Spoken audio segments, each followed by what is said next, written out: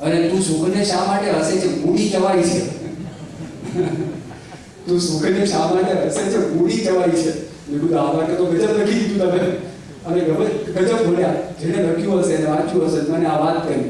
એમ ગોવિંદભાઈના મનમાં તો આપણું પ્રારબ્ધ ભગવાન છે. ભગવાન જે કરતા હશે સારું કરતા હશે, એને કોઈ નતું. પણ એમના જેઠાણી હતા, એ જેઠાણી એક વખત એમને મેળું માર્યું કે તમે વાંચ્યા છો. એટલે બંને જણાએ વિચાર કર્યો કે આપણે છોડી દેવું ગામ છોડીને ગરડા પહોંચી ગયા. અને ગરડાની અંદર ત્યાં શ્રી મહારાજને આવીને એમને વાત કરી કે મહારાજ, હવે અમે અહીંયા આવ્યા છીએ અને મને તમે ત્યાંથી બનાવી દો, અને મારા પત્ની છે એને સાંખ્યયોગી બનાવો, અને એ સાંખ્યયોગી બૈરાઓની સાથે રહેશે અને ત્યાં પછી સેવા કરશે, એવું બધું કરશે. શ્રીજી મહારાજ કે ના, મારે તમને પાછા મોકલવા છે, કારણ કે ગંધાવ્ય પ્રદેશની અંદર તમારા દ્વારા સત્સંગ થાય છે, માટે તમને પાછા મોકલવા છે. પણ તમે જે મેળું માર્યું છે ને, તે બોલતા બંધ થઈ જશે. 60 વર્ષ પછી એની સ્ત્રીને 4 છોકરાઓ થયા. ઋતુકાળ બંધ થયો તે એને દશકો થઈ ગયા, અને ફરી વખત ઋતુકાળ બંધાયો, અને 4 દીકરાઓ થયા. સૌથી મોટાનું નામ ત્રિકમભાઈ, બીજાનું નામ રણછોડભાઈ, ત્રીજાનું નામ નારાયણભાઈ, અને ચોથાનું નામ ત્રિભુવનભાઈ. આ 4 દીકરાઓ એમના થયા. એમના દ્વારા સત્સંગ પણ થયો. એ જો શ્રી મહારાજે પોતે વાત કરી, સંકલ્પ કર્યો, એમના સંકલ્પમાં વળતું, પણ એ મૂળ પ્રસંગ ક્યાં થયો? અહિંસામાંથી આ પ્રસંગ ઉત્પન્ન થયો. અને શ્રીજી મહારાજ આખા ગુજરાતની અંદર આટલું કામ કર્યું. તે વખતે દરબારો ખાતા, કાઢીઓ ખાતા હતા, એ બધું કરતા હતા. શ્રીજી મહારાજે બધા પાસે બંધ કરાવ્યું. આજે પ્રભુ સ્વામી મહારાજનો વિચાર કરો, અહિંસા ધર્મ વ્યવસ્થિતપણે એનું પાલન કરે છે, એકદમ જોરદાર. પ્રભુ સ્વામીના યોગની અંદર કોઈ પણ વ્યક્તિ ખાસ કરીને પરદેશમાં આવે ને, પહેલા સ્વામી એવું પૂછે કે તમે ખાતા પીતા તો નથી? એટલે પેલો મૂંઝાય, પણ ખાવું તો પીવું છું, ખાતા વગર રહેવાય કેવી રીતે? ઉપવાસ કરવાના છે, પીવાની વાત કરે છે. પછી જ્યારે ફોડ પાડે અને ક્લિયર કરે, ખાવાની વાત કરે, માંસાહારની વાત કરે છે, પીવાની વાત કરે, દારૂની વાત કરે છે. ધીરે ધીરે સ્વામી મૂકે, દોડ્યો આવ્યો એને પણ કે, તાળ્યો આવ્યો એને પણ કે. ત્યારે 2007માં પ્રભુ સ્વામી મહારાજ મોમ્બાસાથી શિકાગો સીધા ગયા, અને એ તો આખું પ્રાઇવેટ જેટ હતું, અને એની અંદર બધા સ્ટુઅર્ડ હતા. એક સ્ટુઅર્ડ સ્વામી પાસે આવ્યો અને સ્વામી બધી વાત કરી, બધું સાંભળ્યું શાંતિથી. અને પછી પ્રભુ સ્વામી કીધું, તમે એને કહો માંસ ખાય છે, અને ખાતો હોય બંધ કરે. એટલે એને વાત કરી કે પ્રભુ સ્વામી મહારાજ નીચે તમે આ માંસાહાર બંધ કરો. એને કીધું, વિચારવા પડી ગયો. એને કીધું કે ભાઈ તો નાનપણથી જ આ તો ખાઉં છું. પછી પ્રભુ સ્વામી કે એને એમ કહો કે તમે માંસ ખાવ છો ને, ત્યારે માંસ નથી ખાતા, પણ તમે ભેગા ભેગા પ્રાણીઓની હાઈ ખાવ છો, એવું તમે કહેજો. એને આ કલ્પના કરી. પછી એને કીધું કે તમે જ્યારે માંસ ખાવ છો, ખાલી માંસ નથી ખાતા, but you are eating the sorrows and sufferings of dumb animals. એના જે બધા પેઇન છે ને, તમે જો કરી દેવાય ને, એ જે ખાટકી ખાનામાંથી કોઈ ખાલી પસાર થયો હોય ને, એક જ વખત દ્રશ્ય જોયું ને, ઘણા બધામાં શાકાહારી બની જાય. તો આપે ત્યાં આગળ લોચા બધા સાફ કરીને ખબર નથી, પણ એમાંથી પસાર થાય તો ખબર પડે કે આ શું વાત છે, કોકને મારીને તમારે ખાવાનું છે. પ્રભુ સ્વામી આગ્રહ. અને દેશ એવો છે, આફ્રિકા જાય, લંડન જાય, પછી પશ્ચિમના કોન્ટિનેન્ટના કન્ટ્રીઝમાં જાય, અમેરિકા, કેનેડા, ગમે ત્યાં પારિસમાં જાય, પણ પ્રભુ સ્વામી મહારાજ આ વાતો કરે છોકરાઓને, કારણ કે પેસી જ ગયું હોય. ત્યાં આગળ સ્કૂલમાં જ આવતા કંઈક હોય, પણ નિયમિતપણે સત્સંગની અંદર આવતા હોય એ બધા છોકરાઓ બાકાત રહે. બાકી ત્યાં આગળ તકલીફ થાય ને થાય. એટલે આ અહિંસા છે, સત્ય છે, દયા છે, અહિંસા છે. પછી ચોથો ગુણ છે દૈવીપણાનો, એ ઇન્દ્રિયો ઉપર કાબુ. ઇન્દ્રિયો ઉપર કાબુ આ દૈવી માણસના ગુણ છે.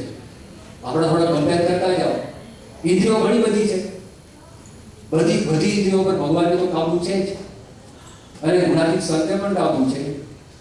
પણ બધી ઇન્દ્રિયોમાંથી એક ઇન્દ્રિય ઉપર શ્રી મહારાજ વાત કરે છે. લોયાનું 8મું વચનાવ્રત છે. લોયાના 8મા વચનાવ્રતમાં શ્રી મહારાજ સમજાવે છે. શ્રીજી મહારાજે કહ્યું કે એક ઇન્દ્રિય જીતાય તો બધી ઇન્દ્રિયો પર આપણી જીત પ્રાપ્ત થાય. એની કઈ ઇન્દ્રિય છે? તો એનો જવાબ શ્રી મહારાજ આપે છે, જો એક રસના ઇન્દ્રિય જીતાય, આ જીવ છે ને, એમાં કોઈ હાડકું નથી, બરાબર છે ને? પણ એવું બોલે ને જેના હાડકા પોતાના કરી નાખે, કાં તો પોતાના થાય કાં તો બીજા ના થાય, એ બધા હાથ બાદ નાખે. એવું કંઈક બોલી જાય, વિચિત્ર બોલી જાય, બેજામી બોલી જાય, કંઈક ન બોલવાનું બોલી જાય, ગમે ત્યારે બોલી જાય, ગમે ત્યારે વાત કરે અને ખાય. સંયમ જ નહીં. ગુણાતીતાનંદ સ્વામી એક વાતમાં એવું કહ્યું છે, સ્વામીના પ્રસંગ આવે છે, ગુણાતીતાનંદ સ્વામી કહે છે કે રોટલા ખાઈને મરતા મેં કોઈને જોયા નથી, પણ મિષ્ટાન ખાઈને જે મરી ગયા હોય ને એની તો મારી પાસે નામાવલી છે. સ્વામી આવું બોલ્યા, એની તો મારી પાસે નામાવલી છે. પણ તારા સાદગી રાખીને કોઈ કહ્યું હશે ભોગે રોગ હોય, રોગ માત્ર છે મૂળમાં જ છે અસંયમ. ચટાકા જોઈએ, વઘાર્યા જોઈએ, જાત જાતના ગુણાતીતાનંદ સ્વામી વર્ણન કરે છે, એની અંદર પ્રોબ્લેમ ક્રિએટ થાય. હવે શ્રી મહારાજનો વિચાર કરો, આપણા ભગવાન કહેવાય એ શ્રી મહારાજ કાર્યની પ્રકરણના બીજા વચનામૃતમાં એક વાત કરે છે. શ્રીજી મહારાજે વાત કરી જે સારો હોય ને બાળકપણામાંથી જ ખબર પડે. શું ખબર પડે? જે સારો હોય એને બાળકની સોબત ગમે નહીં. જો બાળકને ઉછેર કરવો એની નાની, બાળકને પ્રેમ આપવો એની નાની, માતા પિતાનો તો ફરજ છે જ, પણ શું કહે છે એની સોબત ગમે નહીં. બાળક કેવું બની જાય? સોબત રાખે તો, સંગ કરે તો, એને તો સંસ્કાર આપવાના છે. એ તમારો સંગ કરે, તમારે એનો સંગ નથી કરવાનો, એની સોબત નથી કરવાની, તો બાળકની સોબત એને ગમે નહીં. એ જીવાનો સ્વાદીઓ હોય નહીં. અને જે નાનો જે સારો હોય તો મહારાજે કીધું અમને પણ સ્વામી કાર્તિકની પેઠે નાનપણથી જ એવો વિચાર આવ્યો કે અમારા શરીરની અંદર માતાનો ભાગ જે લોહી છે એ લોહીને સૂકવી નાખો. તો મહારાજે તો અમે એવા ઉપચાર કર્યા, એ ઉપચારની અંદર હાડ માંસ બધા સૂકવી નાખ્યા અને લોહી શરીરમાં રહ્યું નહીં. અને કદાચ વાગે તો લોહી ના નીકળે પણ પાણી નીકળે. હવે મેડિકલ મને મેડિકલ કેવી રીતે માનવાનું? મારે કે પાણી નીકળે, ડોક્ટરને તમે વાત કરો તો પાણીની ક્યાં વાત કરો છો? પણ છે ને હિમોગ્લોબિન, જ્યારે કોઈ માણસને એનિમિક કન્ડિશન હોય, એનિમિક કન્ડિશનની અંદર એ એમ કે તમારામાં લોહ તત્વ ઓછું થઈ ગયું છે, તમારામાં હિમોગ્લોબિન છે એ ઘટી ગયા છે. નોર્મલ કાઉન્ટ 14 થી 18 કાઉન્ટ હોય, આપણા દેશમાં બહાર પણ નોર્મલ કહેવાય. 12 થી નીચા હોય તો ડોક્ટર તમને આયર્નની ગોળી આપે, અથવા કે તમે ગોળ ખાજો, અથવા ભાજી ખાજો, અથવા અંજીર ખાજો અને આ ટેબ્લેટ લેજો. એ તમારે લેવું પડે. ન લેવું તો તમારી એનિમિક કન્ડિશન હોય, હજી ઘટાડો તો 8 થાય, ભીખું પડી જાય શરીર, 6 થાય, 2 થાય, 1 થાય, સંપૂર્ણ હિમોગ્લોબિન માત્ર નીકળી જાય, ખાલી પ્લાઝમા રહે. આજે જે પાણીની વાત કરી છે ને, પ્લાઝમાની વાત છે. આરબીસી બધા ખતમ થઈ ગયા છે અને આ છે અને એ નીકળે છે. એ શ્રી મહારાજે વાત કરી, આટલી જબરજસ્ત તપશ્ચર્યા કરી, ક્યાં સ્વાદ ઉભો રહે? આ જીવમાં સંપૂર્ણ કંટ્રોલ, એમાં લેશ માત્ર સત્સંગની અંદર આવ્યા તો પણ શ્રી મહારાજનો તમે વિચાર કરો ત્યારે બધાને ખબર હતી સંતો ઘોડા ખાતા ને, એ સંતો નિસ્વાદી વર્તમાન પાડતા અને શ્રી મહારાજ થાળમાં જમતા ત્યારે સંતોને ખબર છે આ નિસ્વાદી વર્તમાનનું આપણે પાલન એટલા માટે કરીએ છીએ કારણ કે આપણે ઈશ્વરીય ભગવાન સ્વામિનારાયણ તો ઉચ્ચારણ નહીં ખાશે, એ એમને બરોબરની ખાતરી હતી. એટલા માટે બધું પાલન પોતે કરી શકતા હતા. એ ઠેલ 125 વર્ષ પહેલાનો ઠેલ વાગ્યો, આજે પણ સંતો 15માં જન્મે છે. એ વિચાર કરજો એ કેવો ઠેલ વાગ્યો છે. 125 વર્ષ નીકળી ગયા. આજના જેવા ખોરાક તે વખતે નહોતા, આજના જેવું રજોગુણી વાતાવરણ તે વખતે નહોતું, આજના જેવી હોટલો ફાસ્ટ ફૂડ શોપ્સ તે વખતે નહોતા. આ સંજોગોની અંદર પણ આપણા સંતોની ભક્તો છે ભગવાન સ્વામિનારાયણનું વચન પાડી ભગવાનને ધરાવીને અંગીકાર કરે છે. સંતો 15ની અંદર જન્મે છે. હરિભક્તો પણ પોતાના જીવનની અંદર સંયમ રાખે છે અને રાખીને આ બધું કામકાજ કરે છે. એનું કારણ, મૂળ કારણ આ છે. રઘુસ્વામીનો વિચાર કરો, સ્વાદ એક આશ્ચર્યની ઘટના છે ખરેખર, કારણ કે માણસ એના પર તો જીવે છે, એને આગળ તો બધી ઇન્દ્રિયો પુષ્ટ થાય. 1960ની સાલનો પ્રસંગ છે. 1960ની સાલમાં પ્રભુસ્વામી મહારાજ 1959-60 બંને 8 મહિનાની ટૂર હતી આફ્રિકાની, અને તે વખતે યોગી બાબાની સાથે પ્રભુસ્વામી મહારાજ, સંત સ્વામી, બાળમુકુંદ સ્વામી અને ઈશ્વરચરણ સ્વામી પોતે સાધુમાં નતા તે વખતે 18-19 વર્ષની એમની ઉંમરથી સાથે હતા. ઈશ્વર સ્વામી રસોઈ હતા. યોગીજી મહારાજ મોડું ખાય, મરચું બિલકુલ નહીં, લાલે નહીં અને લીલું નહીં અને આદુ નહીં. તદ્દન તીખી રસોઈ, હોસ્પિટલ રસોઈ ફાવે નહીં. બાળમુકુદ સ્વામીને મોડું ફાવે, સંત સ્વામીને મોડું ફાવે. એક પ્રમુખ સ્વામી મહારાજ છે, એમની ઉંમર નાની અને પ્રમુખ સ્વામી તીખું ખાઈ શકતા હતા. અને પ્રમુખ સ્વામી મહારાજ જાય ત્યારે મંદિરની અંદર જાય તો ઠાકોરજીને થાળીને તીખી રસોઈ આપે, ઠાકોરજીને મોડી ના આપે.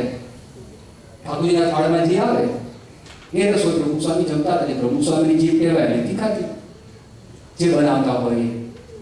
અને ત્યાં આગળ રોજ હોસ્પિટલ રસોઈ આવે.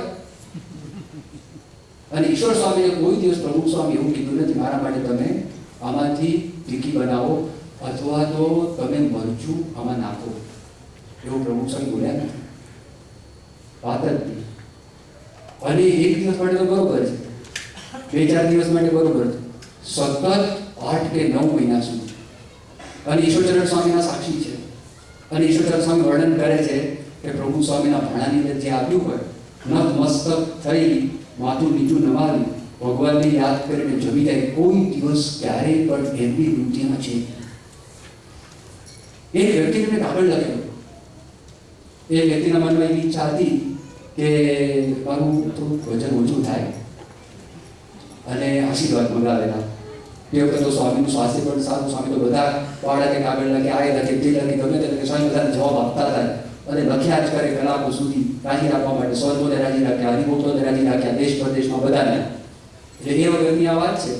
એટલે પછી સ્વામીએ કાગળ લખ્યો અને કાગળમાં સ્વામી ઉપાય બતાવ્યો. સ્વામી કે આપણે વજન ઓછું કરવું હોય તેના માટે 3 ઉપાય બતાવ્યા. એક તો નિયમિત કસરત, પછી મન મક્કમ અને જીભ ઉપર કંટ્રોલ. દુનિયાના ડાયટિંગના બધા પુસ્તકો તમે ફેંકી પડો, આ 3 ઉપાયની બહારનો એક પણ ઉપાય નહીં હોય. અને પ્રમુખ સ્વામી એમાંથી એક પણ પુસ્તક વાંચ્યા નથી. પછી આગળ વધ્યું, આપણે પોતાને હાથમાં માન, એ આગળ વધ્યું. એના મીન્સ પત્રમાં આગળ તો શરૂઆત જે સ્વામી કરીને, સ્વામી કે ભગવાનની કૃપાથી, શાસ્ત્રી મહારાજ, યોગી મહારાજની કૃપાથી મારી સામે ઠાકોરજીનો આખો થાળ પડ્યો હોય અને અનેક પકવાનો પડ્યા હોય, સ્વામી કે મારું મન એમાં જતું જ નથી. આ ઉપાય પણ બતાવ્યો. શ્રીજી મહારાજની કૃપાથી, શાસ્ત્રી મહારાજની કૃપાથી, યોગી બાપાના આશીર્વાદથી મારું મન સ્વામી કે આમાં જતું છે. હવે આજે વાત કરી ઇન્દ્રિયો ઉપર સંયમ, આ દેવીજીનું લક્ષણ છે. હવે આપણે કમ્પેર કરવું, આપણે ક્યાં ઊભા છીએ આની અંદર, તો નાની પણ આ તો ગડબડ છે. તો વાંધો નહીં, ગડબડ છે, પણ આ વાત સાંભળી તો ઝઘડો ના થાય, આ વાત સાંભળી તકરાર ના થાય. આપણે કોઈ વખત શાંતિથી જમી લઈએ, વધારે તીખું હોય, વધારે આ હોય, તે હોય, એટલું પ્રેક્ટિકલ થાય તો દેવી તરફ આપણે જઈ શકીએ ને. એના ઝઘડા ના હોય, એને તકરાર ના હોય. ખાનદાન માણસ હોય, ખાનદાન માણસના ઘરની અંદર કોઈ દિવસ તકરાર ના થાય. એ ખાનદાન માણસે પોતાના ઘરમાં થાળીમાં જે પીરસાયું હોય, એની પ્રણાલિકા પડી હોય, એના સત્સંગનો યોગ ના હોય, એવા તમે સાંભળજો. એ થાળીમાં જે હોય ભગવાન યાદ કરી જવું, કઈ વાત જ નહીં. અને બગાડે પણ નહીં, એ અવદેવતા કહેવાય. પહેલેથી માપનું જ લે. અને તે વખતે કોઈ તકરાર નહીં, તે વખતે કોઈ ઝઘડો નહીં. આ બધી જે વાતો છે એ બધી વાતો આ દૈવી જીવના લક્ષણની વાત કરે એની અંદર આવે. ઇન્દ્રિયો છે તો ઇન્દ્રિયોનો નિગ્રહ છે. તો આપણા ઈષ્ટદેવમાં પ્રમુખ સ્વામી મહારાજમાં આ દેખાય. ત્યાર પછીના લક્ષણની વાત કરે છે અચંચળતા. એ ચંચળ ના હોય, એક સામું બધાને જોઈ લે, કુદાકુદી કરી નાખે, અગો વાતો થઈ જાય, ત્રણેય લોકમાં ઘૂમી પડે, એક સામતે 10 ગાઉની મજલ કરી નાખે. એ શ્રીજી મહારાજે હવેના 8ના વચનામૃતમાં વાત કરીને વર્ણન કરેલું અચંચળતા હોય. એના જીવનની અંદર ત્યારે ચંચળ થવા ત્યારે ચંચળ થાય, પણ સામાન્યપણે એના જીવનમાં આપણને દેખાય. જો મેં તમને શ્રીજી મહારાજની વાત કરી નીલકંઠ વર્ણિની, એ ધ્યાનસ્થ ત્યાં બેઠા હતા ને શિરપુરની અંદર, એકદમ સ્થિર હતા વ્યવસ્થિતપણે. મેં તમને લોજની વાત કરી, ત્યાં પણ એકદમ સ્થિર હતા. હિમાલયમાં પોતે તપ કરવા માટે ગયા, ત્યાં પણ એકદમ સ્થિર હતા. દેશ માત્ર પણ નહીં, જ્યારે પોતે ચાલતા હોય, નાસિકાગ્ર દ્રષ્ટિ હોય, કે આદિવાસી દ્રષ્ટિ ના હોય, વ્યવસ્થિતપણે હોય, અચંચળતા. પ્રભુ સ્વામી મહારાજનો વિચાર કરે આપણે હેરાન, આમ કે હેરાન પામી છીએ, આપણે ન રહી શકીએ. એ શરીર આજે 82 વર્ષની ઉંમરની કોઈ વ્યક્તિ હોય અને ઓસ્ટિયોપોરોસિસ દાખલ થયા હોય, એના મસલ માંસ ઓછો થઈ ગયો હોય અને મસલમાં પીડા હોય, હાડકાની અંદર પીડા હોય, એવી પરિસ્થિતિની અંદર પ્રભુ સ્વામી મહારાજ એવા કેટલાય વર્ષોમાં બની ગયા. જે મીટિંગ હોય, સંસ્થાની મીટિંગ જે વખતે હોય, વર્ષમાં 3 વખત મીટિંગ હોય, પ્રભુ સ્વામી મહારાજ ટાઈમ આપ્યો હોય 5 વાગે આવવાનું છે, તો એ ઘણી વખત 5 માં 5 5 માં 10 ગયા વખતની એક મીટિંગમાં પ્રભુ સ્વામી 4:40 આવી ગયા.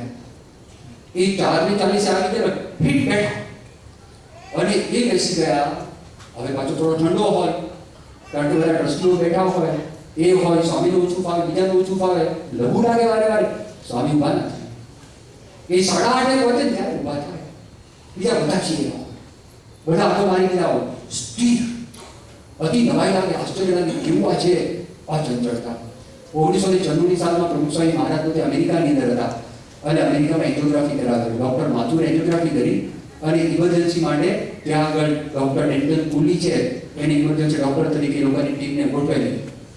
આખા વર્લ્ડમાં સૌથી વધારે હાર્ટ ઓપરેશન્સ એમણે કરેલા હતા અને ડોક્ટર માથુરના સંપર્કમાં હતા. હોસ્પિટલ પણ બહુ મોટી સેન્ટ લુક્સ હોસ્પિટલ હતી, આખું સારંગનું મોટું ગામ આવી જાય ને એવી મોટી હોસ્પિટલ, અને બધું જ થાય અંદર.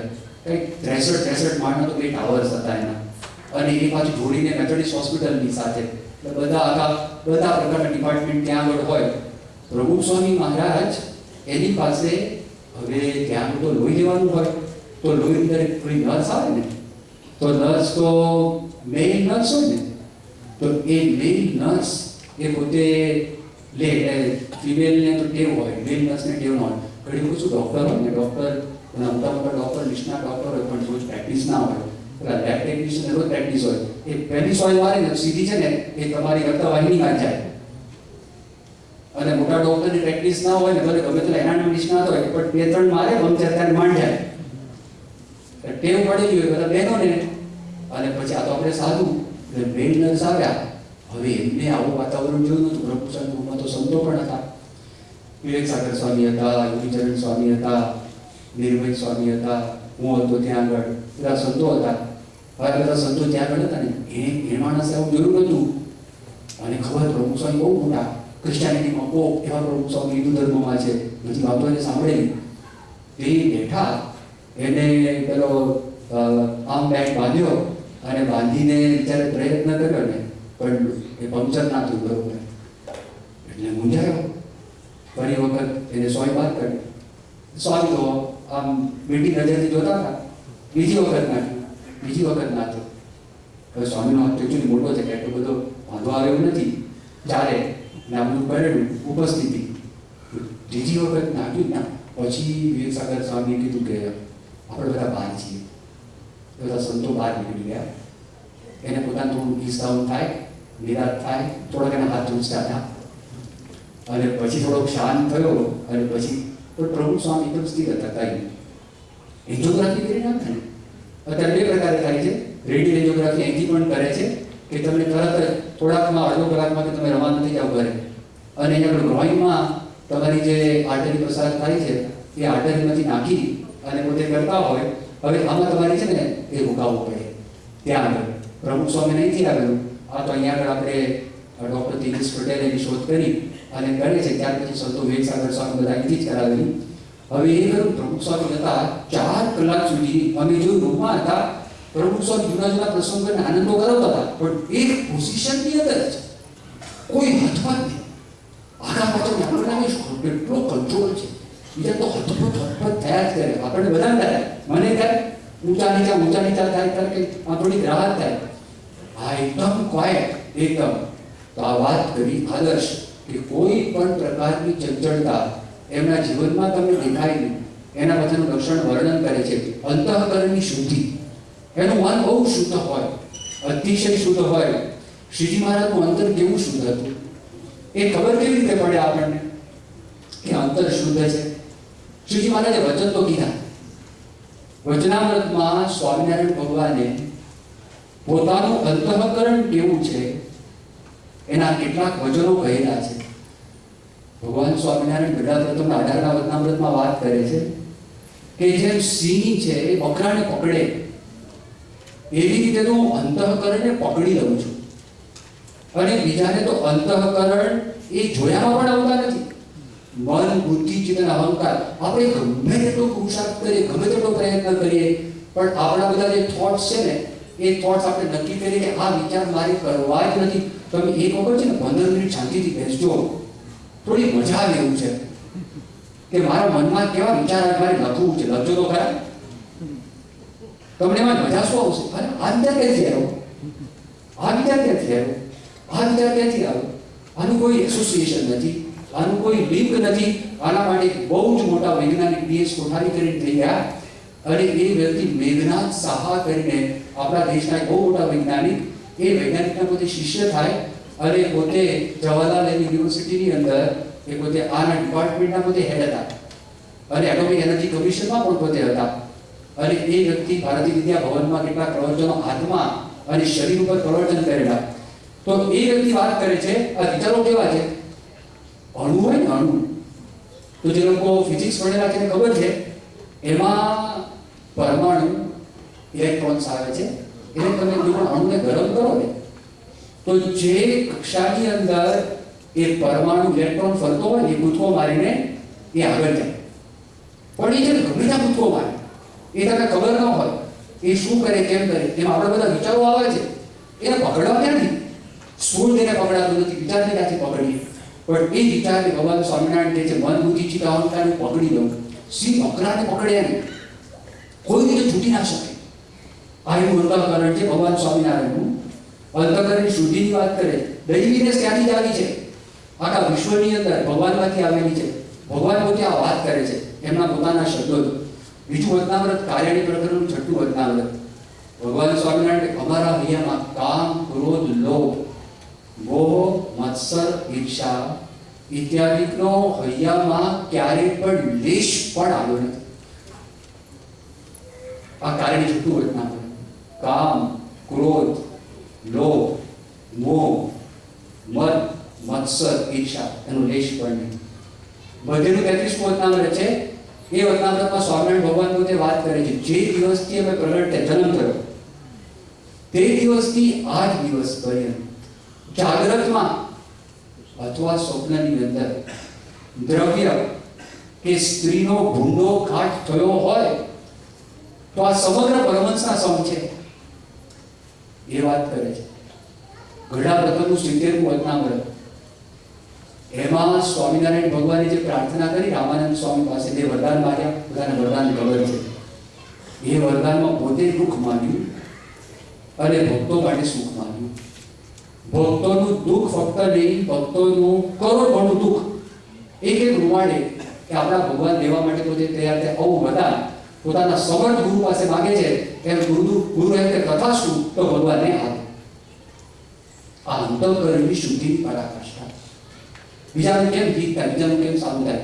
તમે જો જીવા ખાચર હતા, એ જીવા ખાચરને ભગવાન સ્વામિનારાયણ અંત ઘડીએ એ જ્યારે ધામમાં જવાના હતા, મરવા થયા અને તે વખતે એમના દીકરી હતા અમુલાબા કરીને. અમુલાબા સ્વામિનારાયણ ભગવાન પાસે આવે, મહારાજ મારા બાપુ હવે અંત અવસ્થા છે, એની કરણી સામું જોશો નહીં, પણ તમે એના દર્શન દેવા માટે આવો. ત્યારે શ્રી મહારાજ હું આવું છું. સ્વામિનારાયણ ભગવાન ત્યાં આગળ ગયા, જેની અવસ્થા હતી. જીવા ખાચરને જોઈને સ્વામિનારાયણ ભગવાન એવું બોલ્યા કે અમે તમારું કલ્યાણ કરીશું. માથા પર હાથ મૂક્યો, શરીર પર હાથ ફેર્યો. ત્યારે એમના હાથમાં આંસુની ધારા શરૂ થઈ. એમણે કીધું, મહારાજ હું તો કંસ શિશુપાળ કરતા પણ હું બધી જ છું, એના કરતા પણ વધુ જ છું, એની કક્ષામાં હું નવ એવા કૃત્ય મેં કર્યા છે. દાદા ખાચરને હેરાન કરવામાં મેં બાકી નથી રાખ્યું. એના ખડા મેં અટકાવેલા. કપડ અને માતારાને તૈયાર કરનારો વ્યક્તિ પણ હું જ. વડલીના ભાણ ખાચરને ચડાવનારો પણ હું જ. અને માંડવધારના 2 કાઠીઓ જેઠો ને મેરામણ એને ચડાવનારો પણ હું જ. અહીંયા આગળ મંદિર ન થાય એના માટે પણ ભાવનગર અને જે ભાવનગરના રાજા એની કાન ભંભેરણી કરનારો પણ હું જ છું. અને છેવટે તમને મારવાનો પણ મેં સંકલ્પ કર્યો એટલું જ નહીં, એના માટે પ્રયત્ન કરનાર પણ હું છું મહારાજ. મારા પાપ કેવી રીતે માફ થાય? મહારાજે કીધું, અમે તમારા કરણી સામું જુદા નથી, આ કરણી સામું, પણ તમે જે અમારી ભક્તિભાવથી સેવા કરી છે અને એ સેવા એના સામું અમે જોઈએ. અને મહારાજે હાથ મૂક્યો, તમારું જાઉં કલ્યાણ. મહારાજ પાછા આવે છે, ખબર પડ્યા કે જીવા ખાતર ધામમાં ગયા. અને તે વખતે સંતો પાસે મહારાજે વાત કરી, મુક્તાનંદ સ્વામી પાસે, અને કહ્યું કે જીવા ખાતરનું અમે કલ્યાણ કર્યું. મુક્તાનંદ સ્વામીને, મહારાજ તમે તો અદભુત ઉદાહરણ છો, તમે તો ગતિ પાવો છો, તમે તો કલ્યાણ કરો છો. ત્યારે મહારાજ કીધું, એની સેવા સામું એક વખત અમારે શૌચ વિધિ કરવા માટે જવું હતું, બહાર વરસાદ પડતો હતો. જીવા ખાતર કીધું, મહારાજ મારા ઘરમાં જાઓ. એની ચૂલ હતી રાંધવાની, ત્યાં આગળ અમને બેસાડેલા, એ અમારી સેવા કરી હતી, એના સામું અમે જોઈએ. એકવાર શેરડી અમે કાપતા હતા, હાથમાં લોહી નીકળ્યું, એમના માથા ઉપર એમને ટેકો પહેરેલો, અને એનો જે છેડો હતો મોંઘો એકદમ મંડી હતું, એને ફાડીને એમને કાંટો બાંધ્યો. એની સામે મહારાજ કે અમે જોઈએ છે. અમને ઠંડી લાગી, એનો રંગટ ઢોલ્યો ફાડી અને બળતણ અમને પૂરું પાડેલું, મહારાજ કે અમે એની સામે જોઈએ છે. એક વખત થૂકવાનું મન થયું, એમનો ફેટો હાથમાં ધર્યો બહાર, મહારાજ આમાં થૂકો ભર બજારમાં, પણ ઈર્ષાએ કરી અને આ બધું થયું તો મહારાજ કે અમે એની સામે જોતા નથી. એનો વિચાર પણ અમારા મનમાં આવતો નથી. આ અંતઃકરણની શુદ્ધિ. બીજા પ્રસંગો આપણે કાલે લઈશું. શ્રી સ્વામિનારાયણ ભગવાન.